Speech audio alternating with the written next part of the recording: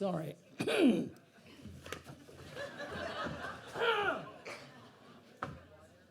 knew this might be a problem. It's not a virus. I'm going to try to go right through it, okay? I'm Stephen Yenser, and from the UCLA English Department, which has been a sponsor of this series for a long, long time. Almost as many years as it's been going, but it began 50 years ago, and tonight kind of marks that 50 years, in the Sunset Canyon Recreation Center on campus, thanks to the ingenuity and the indefatigability of Doris Curran, who really invented the series and is responsible for everything really that's happened on poetry at UCLA ever since.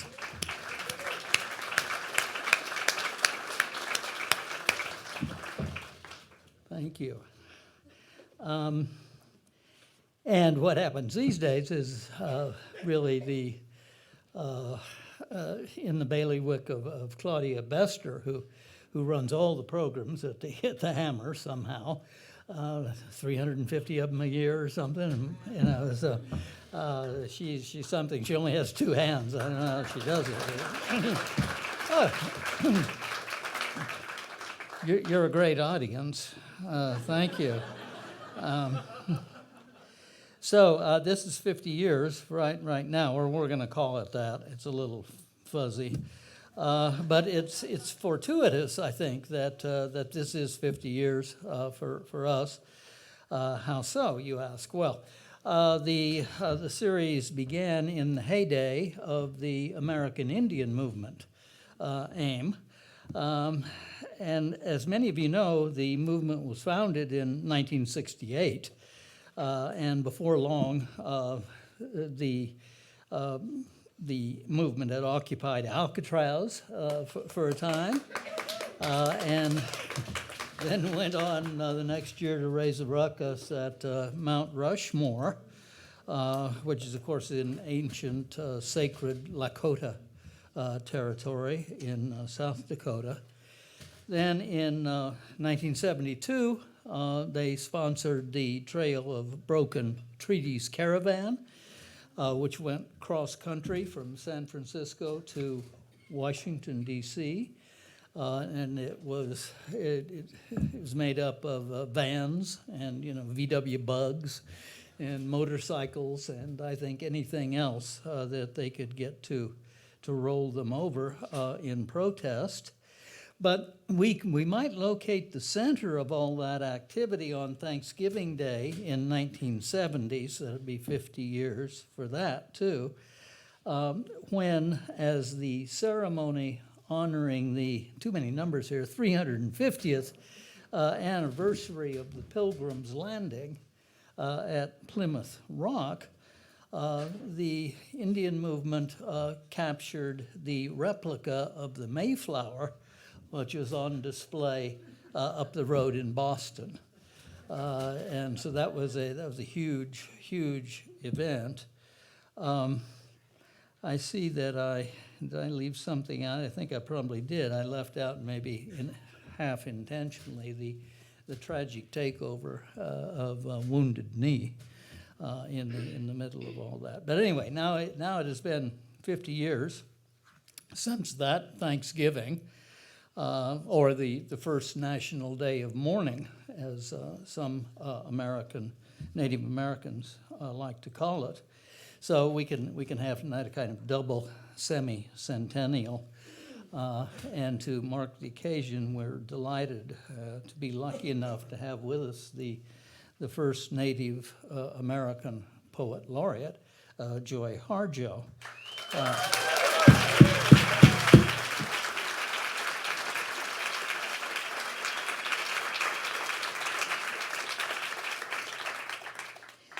Joy reminds us in her most recent volume of poems that it's been even more recently that Congress got around to passing the Indian Religious Freedom Act, which finally made it legal for Native people to enjoy their cultural customs freely. Do you know it was not until 1978 that that act was passed? And conceivably, as Joy observes in passing, that could have been, the previous law could have prohibited the reading of songs and stories having to do with the tradition. But now, finally, the act was passed, and Joy can appear here tonight to recite her work, which has its roots, of course, untold in untold centuries previous to us. Without any, she can be here tonight without any fear of legal intervention anyway. So I have no idea how those original songs must sound, but Joy does.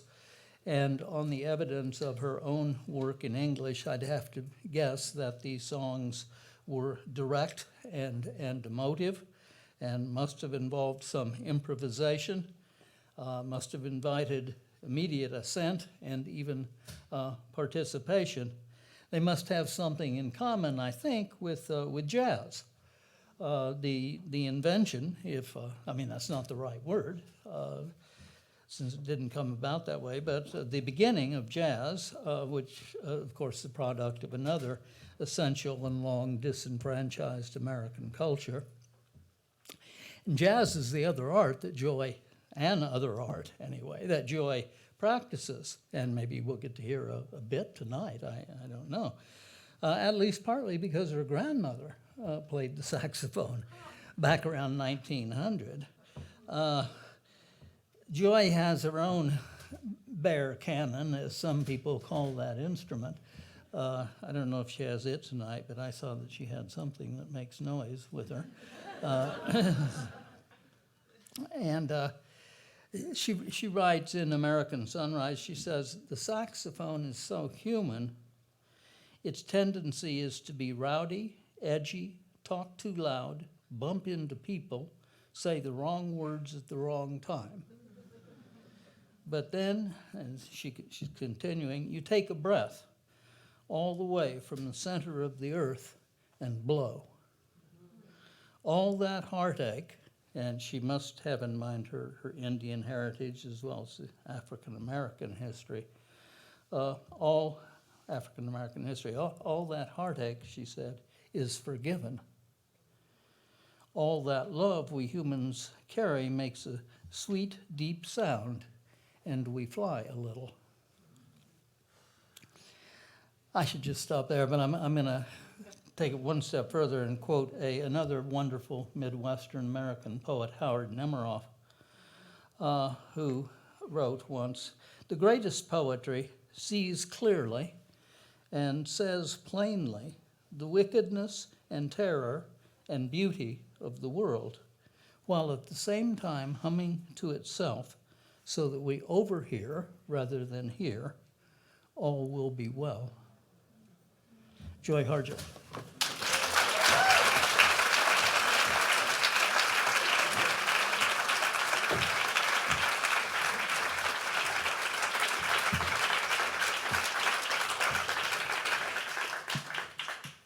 Thank you for that introduction. And I was thinking, I've been telling everybody I've been writing for 50 years, and we were sitting there figuring this out, and it's 47 years. So I guess I'll have to have a party in a few years. Although this year's been quite a party. But actually one of the highlights of this year was getting to talk with Wayne Shorter, not once, but twice.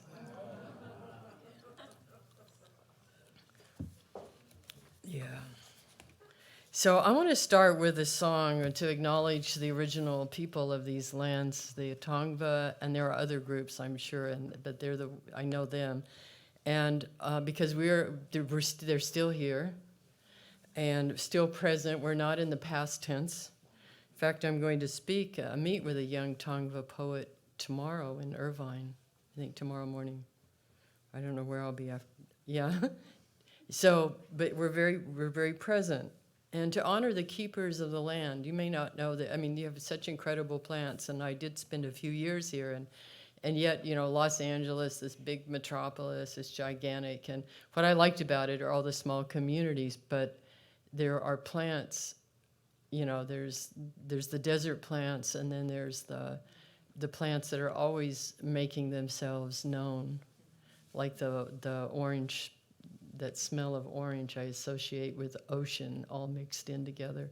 But somebody takes care of those. Yeah, we have the keepers, a lot of them native people, even from the south. And, you know, and the keepers that you don't see. Some people can see them, you know, and the ancestors of this place. It's like every place has ancestors. The plants have ancestors, and poems have ancestors. Every poem has a poetry ancestors. But this is in honor of the ancestral keepers of this beautiful place, which takes care of so many people and continues to take care of so many people. So when I say Mado, thank you. Mado, Mado, Mado, Mado.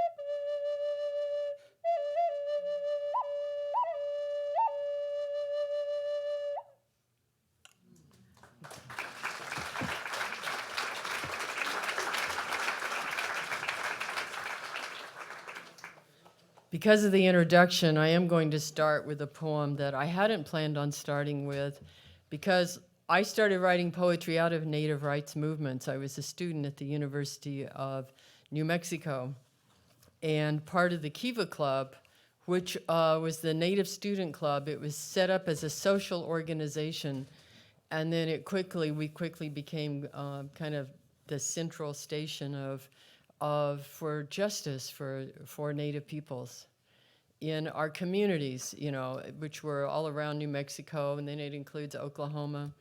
Often I was the only person not from New Mexico. Recently I was on a call with some alumni, and I was the only non-Navajo or Pueblo on that call. But this poem was one of those poems written out of those stories that we were collecting, gathering, and being part of it, because it's really justice for Native people is just like justice for, African Americans, Black Lives Matter, and so it's justice for everybody. Ultimately we're one person. It's justice for everyone. But it was for Alva Benson, and for those who speak. Alva Benson was a young Navajo woman I admired greatly. I didn't say much. I never said much of anything, but I kept notes. and but I listened, and I remember she would stand up in meetings and talk, and often she'd be the only young woman standing up and talking. I went to poetry, and even though I was an art major, I was painting because that's what I grew up doing art, and poetry came to me in those quiet hours after I was painting, and I would sit there quiet with my children asleep and thinking about all the stories we'd been hearing, and then the women's reality, which was a little different because we were holding up other parts of the world. And she died very young, tragically, but she was always out there. She had a good heart and had a great love. That's what I admired in her, was her great love for the people and for the land, because we're not separate. So in honor of all of those people who, and we still meet, and we're all part, that's all part of how I came to be here. That's what threads through my poetry.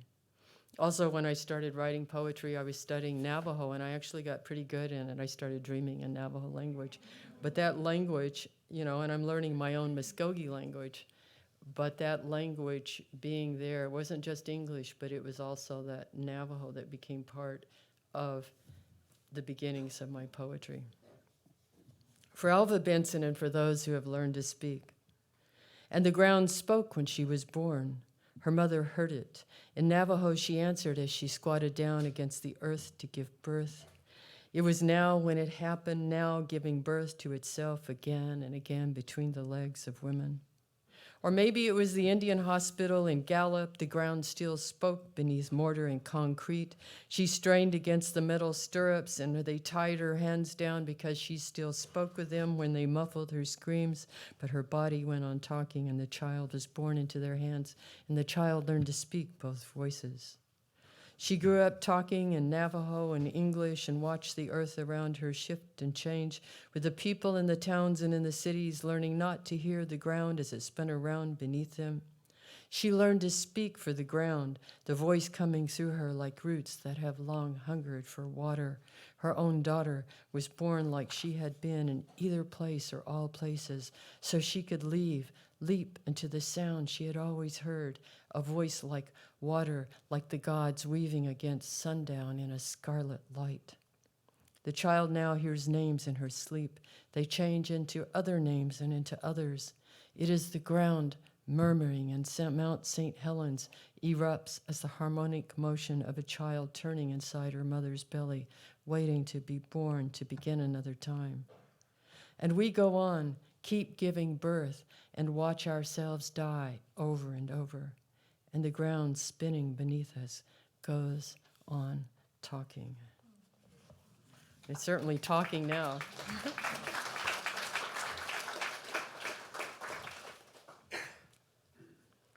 And this little poem called Break My Heart, it's an Ars Poetica about writing poetry. It's what Ars Poeticas are about. What you look for, or what takes you over, or how it does, and why you keep going, and how we're still here.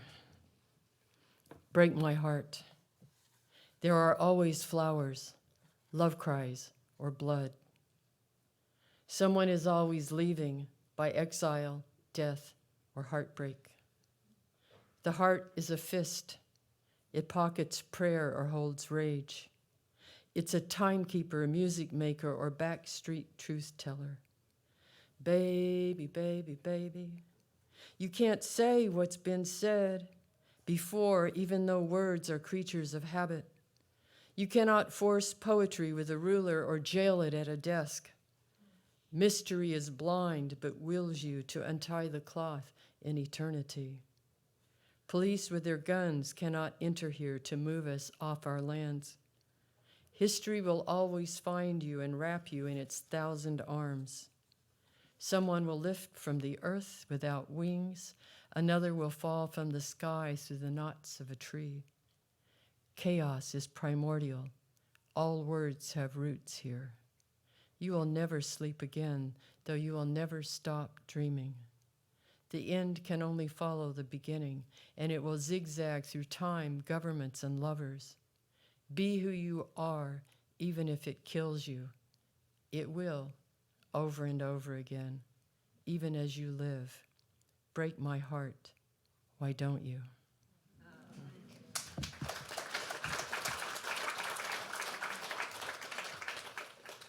What I look for in a poem.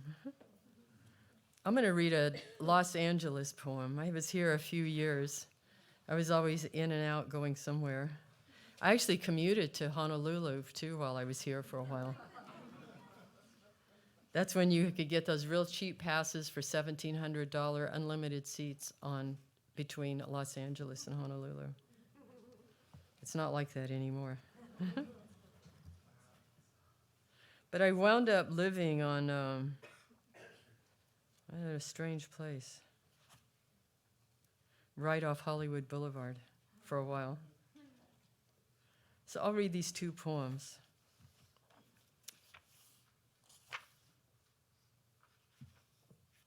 Because I was wondering what I was doing here. As I'm sure many of you, I'm sure you guys are. Really, you know, everybody else thought, I know Wilma Mankiller said, are you okay? Are you having a nervous breakdown? So, but I remember looking outside, and it's called The Path to the Milky Way Leads Through Los Angeles. And it does, there are many pathways.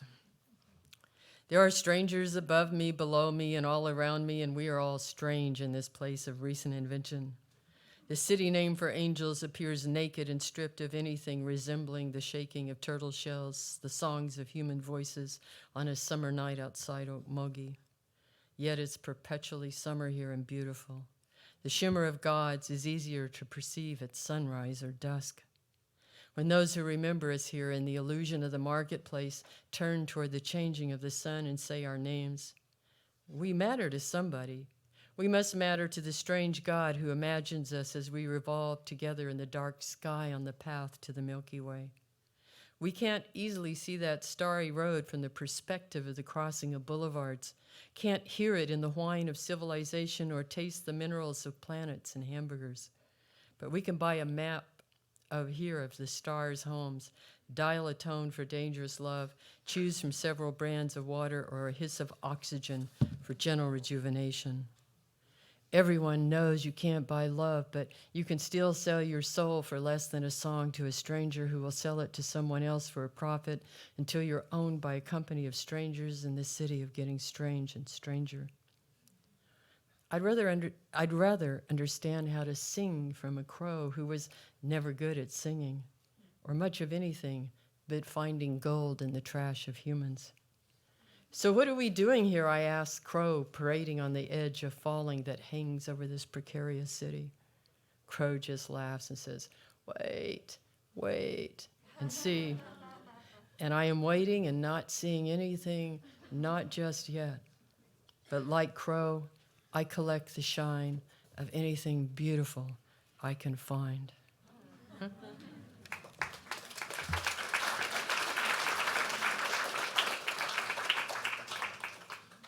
And Emergence is where I lived for 2 minutes right off Hollywood Boulevard. And I was living in one room. And again, Emergence. It's midsummer night. The light is skinny. A thin skirt of desire skims the earth. Dogs bark at the musk of other dogs and the urge to go wild. I am lingering at the edge of a broken heart, striking relentlessly against the flint of hard will. It's coming apart. Everyone knows it. So do squash erupting in flowers the color of the sun. So does the momentum of grace gathering allies in the partying mob. The heart knows everything. I remember when there was no urge to cut the land or each other into pieces, when we knew how to think in beautiful. There is no world like the one surfacing. I can smell it as I pace in my square room. The neighbor's television entering my house by waves of sound makes me think about buying a new car, another kind of cigarette, and I don't need another car, and I don't smoke cigarettes. A human mind is small when thinking of small things. It is large when embracing the maker of walking, thinking, and flying. If I can locate the sense beyond desire, I will not eat or drink until I stagger into the earth with grief. I will locate the point of dawning and awaken with the longest day of the world.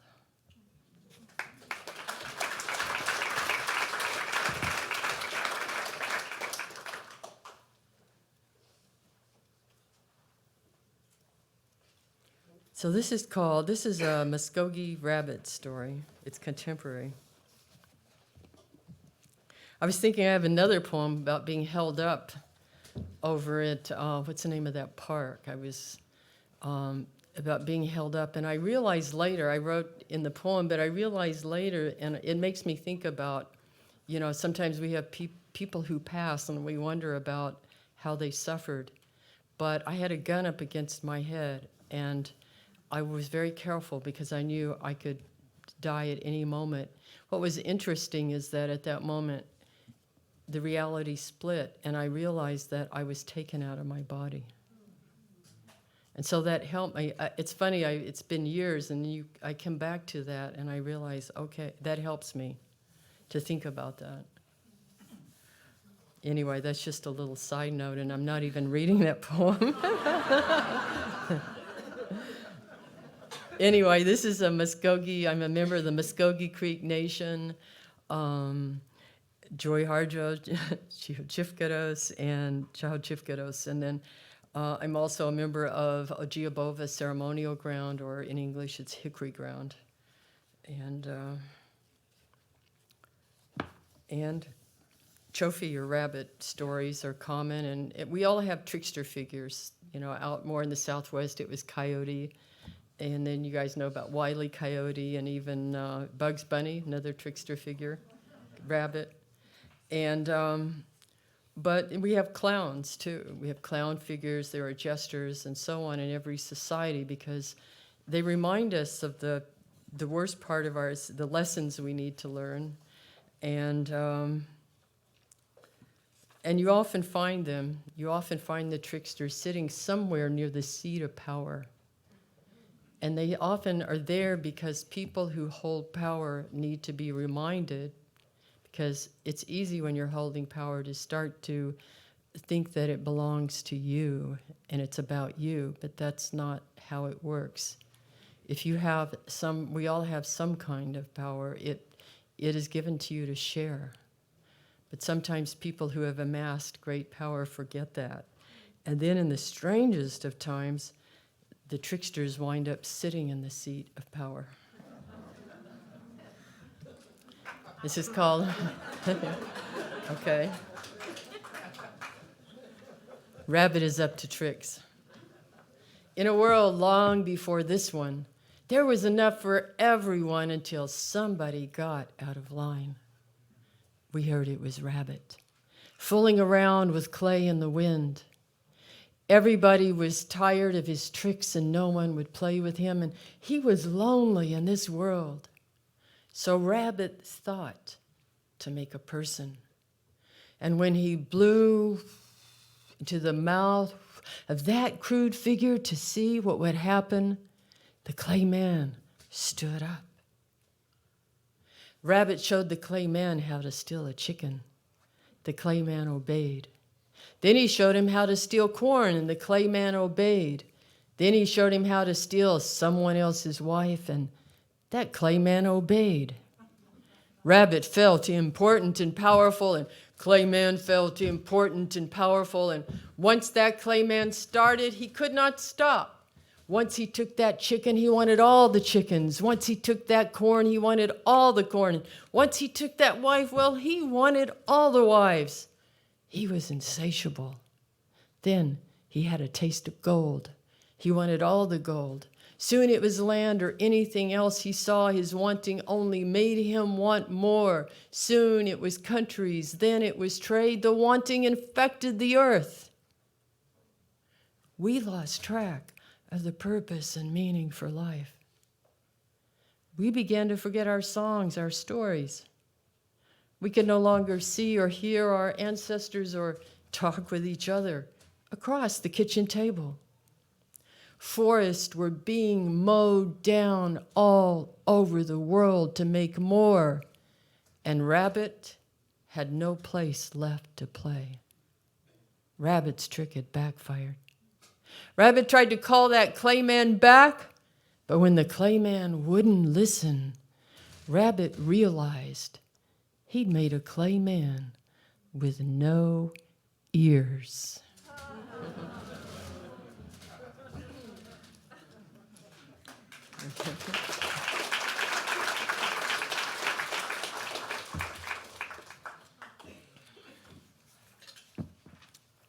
Okay.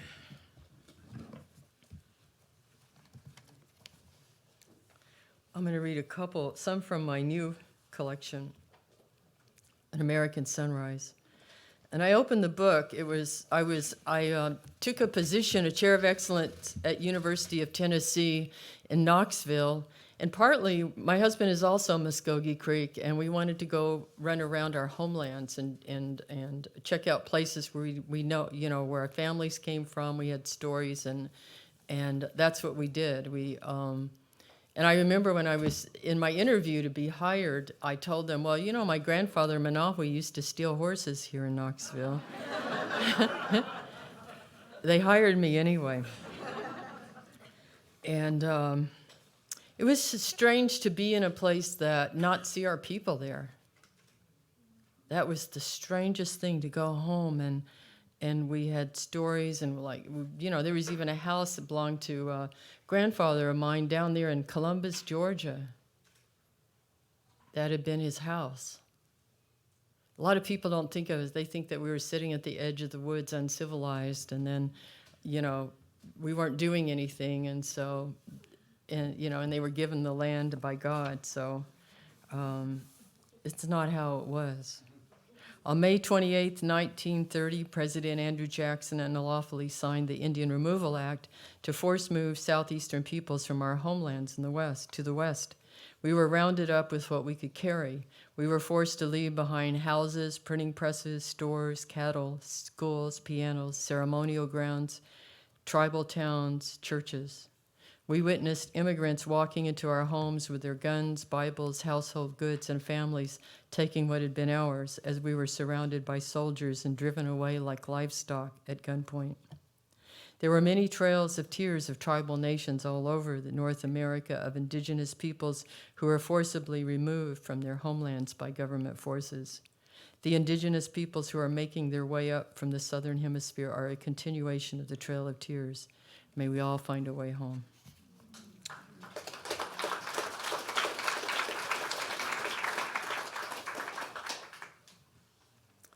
And I guess it's a technique of genocide, because one of the survivors of the Trail of Tears, James Scott, says, after our walk, there were no babies left. They killed the babies.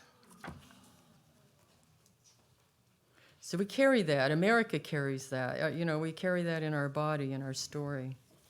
And I don't think America will fully come into itself until it knows all the story, till all the stories are acknowledged and given a place.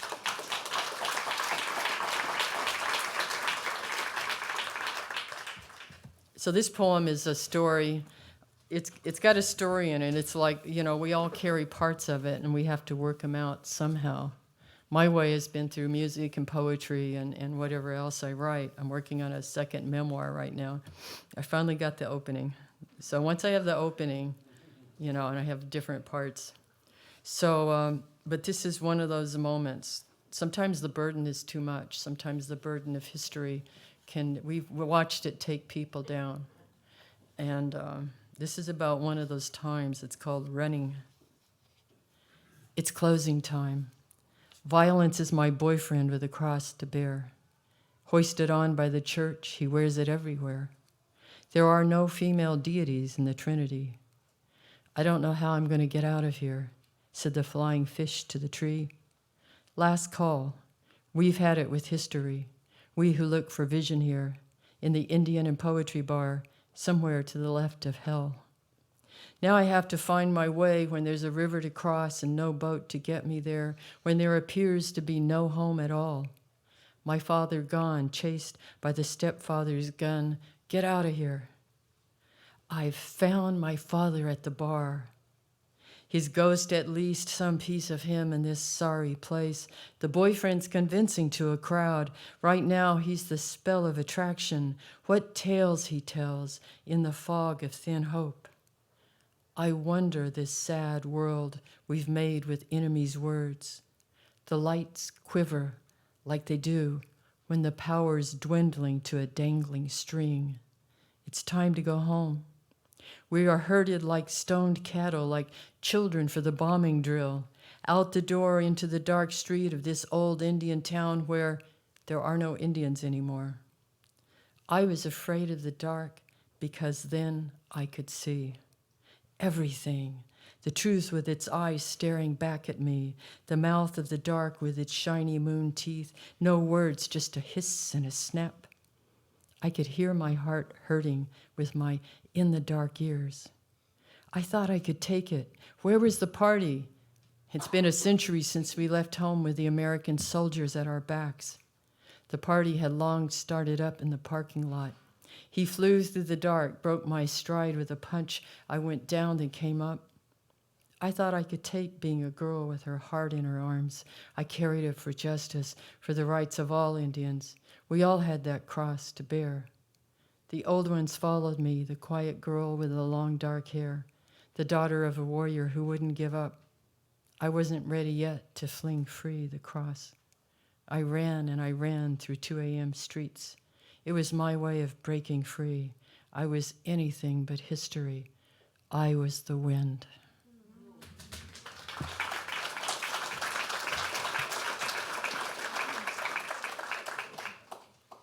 Well, that one's always a little hard to read.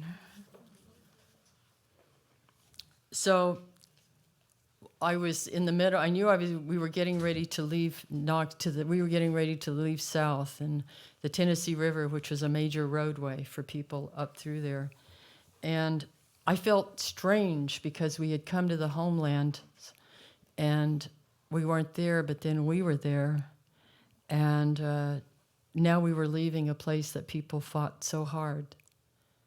You know, my grandfather Manawi fought in the Battle of Horseshoe Bend against the illegal move. I mean, people laid their lives down to stay home.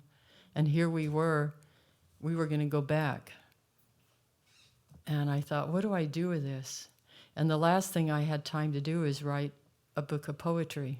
That was last on my list. I'm working on a musical that will actually shift the origin story of blues and jazz, or add to the origin story to include Southeastern Native peoples, because we're part of that story.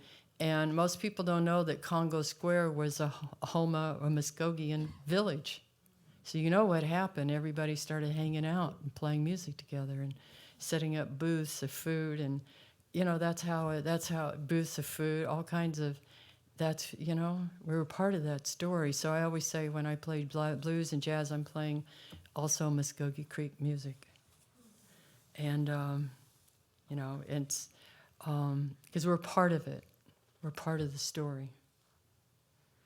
Anyway, I stood out, I was working on, we have an anthology of Native poetry coming out in August from Norton, the first Norton anthology of full Native poetry, called When the Light of the World Was Subdued, Our Songs Came Through, a Norton anthology of Native Nations poetry. And so we were working on that, and I had students, that was cool, the students got to work on it too, and their names are listed. And I had all this work. And then a strange thing, there were 3 poets in the program, 1 retired, 1 died suddenly, and then there was me with all the PhD and MFA students, et cetera. And I was thinking, we're gonna leave, and what am I? Then the book started coming. this is the first poem of this. It's called How to Write a Poem in a Time of War, because I looked out into these beautiful lands and I thought, how am I going to write this story? Where do you start? And in poets research, most people don't know that, but they think we're just these crazy people that get an idea and write it down, and there it is. But there's a lot of work that goes, there's a lot of crafting. I even start revising stuff or shifting because I hear something that's still needs tucked in a little bit. And so this is the first line. There's actually two voices in this poem. It's called How to Write a Poem in a Time of War. And there's two voices. One is kind of observing and one is speaking. And like any poem, I don't know where I'm going. If I do, I can't write it. And I learned something. And this one, I was surprised by what I learned. But I was thinking, too, there's an image of beloved twin girls, and that came from watching what was going on with ISIS in Syria and in the bombings and those two baby girls that we all saw. We all, those are part of our family, too, those people. You can't begin just anywhere. It's a wreck. Shrapnel in the eye of a house, a row of houses. There's a rat scrambling from light with fleshy trash in its mouth, a baby strapped to its mother's back, cut loose. Soldiers crawl the city, the river, the town, the village, the bedroom, our kitchen. They eat everything or burn it. They kill what they cannot take. They rape what they cannot kill. They take. Rumors fall like rain, like bombs, like mother and father tears swallowed for restless peace, like sunset slanting toward a moonless midnight, like a train blown free of its destination, like a seed fallen where there is no chance of trees or any place for birds to live. No, start here. Deer peer from the edge of the woods. We used to see woodpeckers the size of the sun and were greeted by chickadees with their good morning songs. We'd started to cook outside, slippery with dew and laughter. Ah, these smoky, sweet sunrises. We tried to pretend war wasn't going to happen, though they began building their houses all around us and demanding more. No, not here. You can't begin here. This is memory shredded because it is impossible to hold with words, even poetry. These memories were left here with the trees. The torn pocket of your daughter's hand-sewn dress, the sash, the lace, the baby's delicately beaded moccasin still connected to the foot, a young man's note of promise to his beloved. No, this is not the best place to begin. Everyone was asleep. Despite the distant bombs, terror had become the familiar stranger. Our beloved twin girls curled up in their nightgowns next to their father and me. If we begin here, none of us will make it to the end of the poem. Someone has to make it out alive, sang a grandfather to his grandson, his granddaughter, as he blew his most powerful song into the hearts of the children. Chihoto Chazari Jina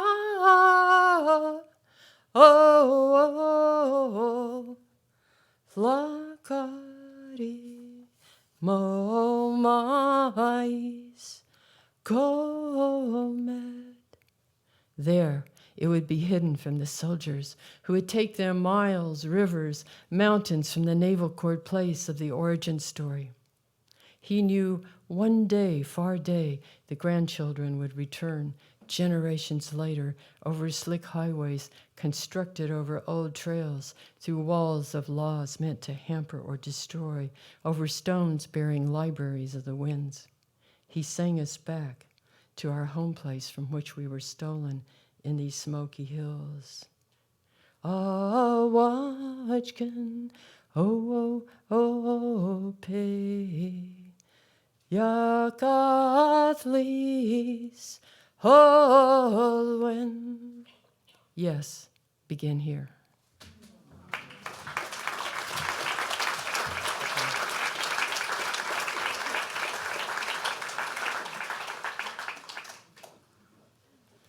Okay.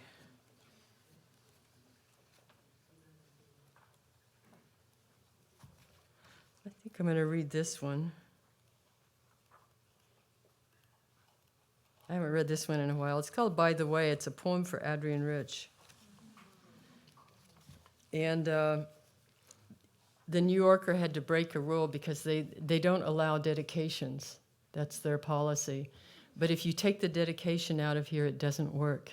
That's kind of that's kind of interesting. And so we worked at it for a while trying to embed it, but they allowed it.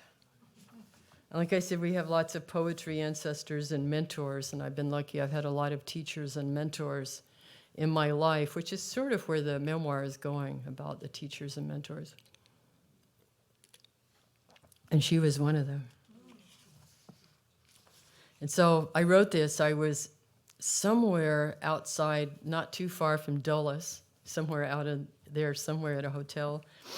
And I was thinking about, no, it wasn't Dulles.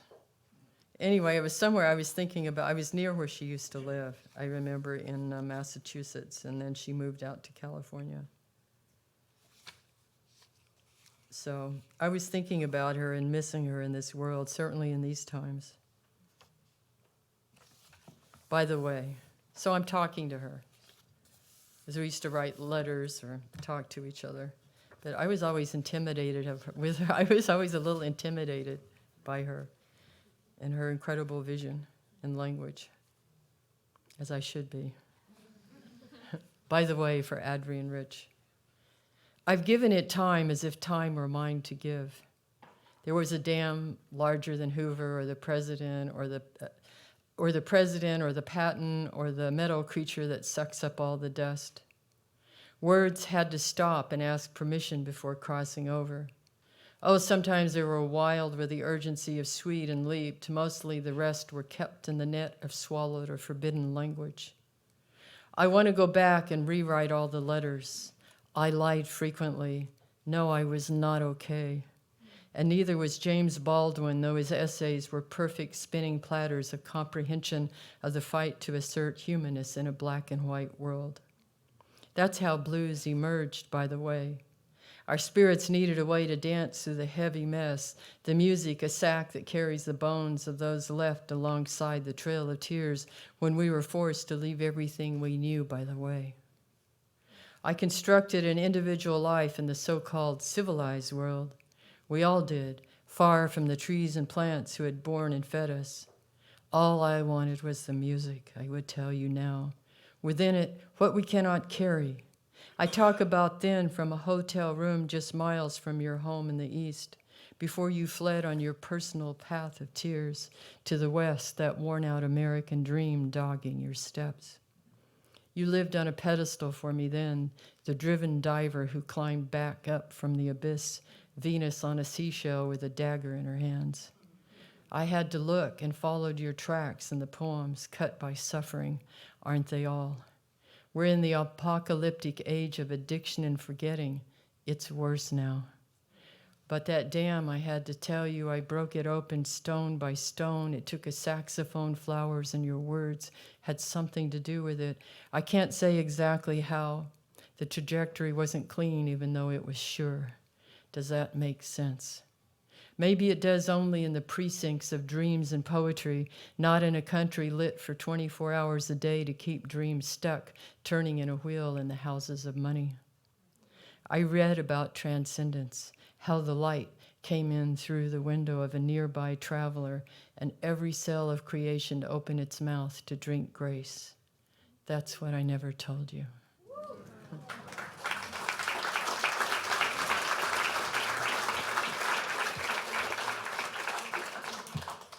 I'll read two more, and this one's called An American Sunrise. And it's in a form invented by Terrence Hayes called The Golden Shovel, which took a line of Gwendolyn Brooks, and you'll hear the line, I think, by the line endings. An American Sunrise. We were running out of breath as we ran to meet ourselves. We were surfacing the edge of our ancestors' fights and ready to strike. It was difficult to lose days in the Indian bar if you were straight. Easy if you played pool and drank to remember to forget. We made plans to be professional, and some of us could sing. When we drove to the edge of the mountains with a drum, we made sense of our beautiful, crazed lives under the starry stars. Sin was invented by the Christians, as was the devil, we sang. We were the heathens, but needed to be saved from them. Thin chance. We knew we were all related in this story. A little gin will clarify the dark and make us all feel like dancing. We had something to do with the origins of blues and jazz. I argued with the music as I filled the jukebox with dimes in June. 40 years later, and we still want justice. We are still America. We.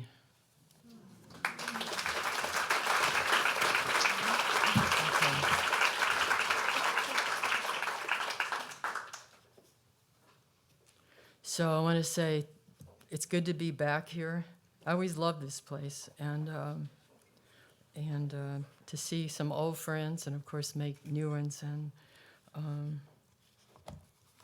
and this, I guess this series has been going on. I think Stephen Yenser for 50 years. You said 50 years.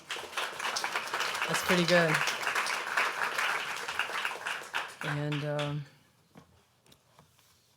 so it takes a lot to put something like this on, and then to come out into this basketball traffic. And all that, so thank you, and thank you to the beautiful plants and this place that this building is on. And it's also good to thank the building itself and the walls. It makes a difference. And the plumbing and the lights and the electricity moving through. And the spirit of poetry, which has brought us here together. This is called Equinox. I've had a lot of good teachers, and the thing that they all have in common, the teachers, is one, that they treat everybody the same. And another is that they like sunrise. They know about the power of sunrise. They know that when that sun comes up, that's light. Light is energy. And so they either stay up all night working, and whatever it is, and they catch the sun, or they're up at sunrise to say thank you and to share that light in their hearts with, say, they ask, you ask for help for the day and for everyone, and for, the people, for the country, for the plants, for this beloved ocean, for all of us, that we make it through. And so I was standing there. I was thinking about this as I stood somewhere in the middle of Michigan waiting to be picked up, and standing outside the B&B was a haunted house. And that was kind of a drag. I actually brought this up recently at a reading, and the woman who picked me up from that reading said that was me, and that place was haunted.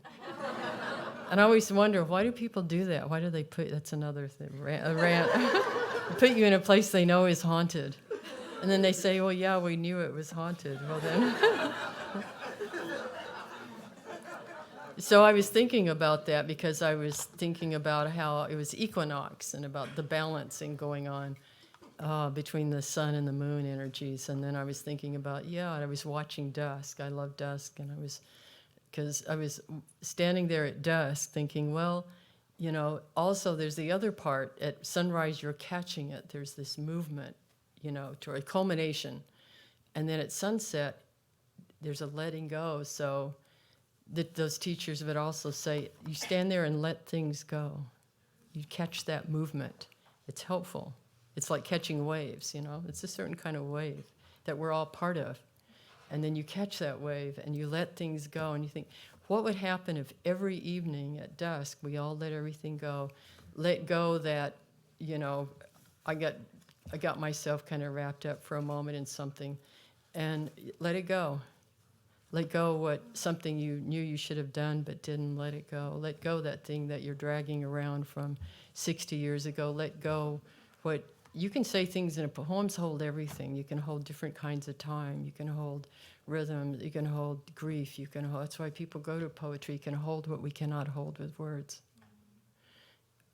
Let it go. Write it down. Let it go in a poem. Let it go. Let it go. Let it go. So this poem, Equinox, is about thinking about what I needed to let go, and at the same time being just grateful for this walk of life, the challenges, the beauty, but also the challenges. I must keep from breaking into the story by force. If I do, I will find a war club in my hand, and the smoke of grief staggering toward the sun, your nation dead beside you. I keep walking away, though it has been an eternity, and from each drop of sun springs up sons and daughters and trees, a mountain of sorrows, of songs. I tell you this from the dusk of a small city in the north, not far from the birthplace of cars and industry. Geese are returning to mate, and crocuses have broken through the frozen earth. Soon they will come for me, and I will make my stand before the jury of destiny. Yes, I will answer in the clatter of the new world. I have broken my addiction to war and desire. Yes, I will reply, I have buried the dead and made songs of the blood, the marrow. Thank you.